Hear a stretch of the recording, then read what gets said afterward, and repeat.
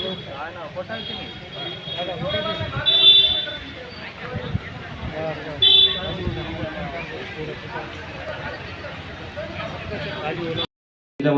गेल्या 2-3 दिवसापासून अतिवृष्टी झालेली.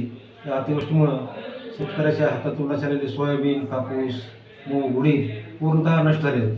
त्याचबरोबर ऊस असेल, केळी असतील, बागायती पिके असतील, ते देखील नष्ट झालेली आहे.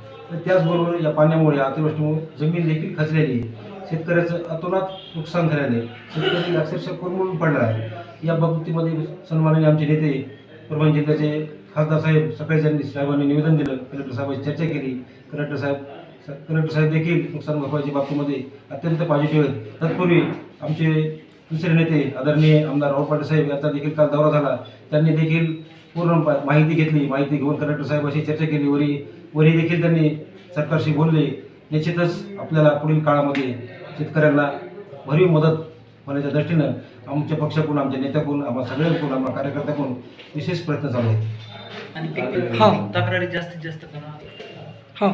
त्याचबरोबर आमचे महाविकास आघाडीतील तिसरे नेते आदरणीय वरपूड साहेब यांनी देखील पाथरी विधानसभेमध्ये दौरा करून जिल्हाधिकाऱ्यांना नुकसानीची झालेल्या जमीन खचल्याची पूर्ण माहिती दिली. मी देखील या अनुषंगानं जिल्ह्यातील शेतकऱ्यांना असे आवाहन करतो की आपण अगदी वेळेमध्ये तक्रारी दाखल कराव्यात असं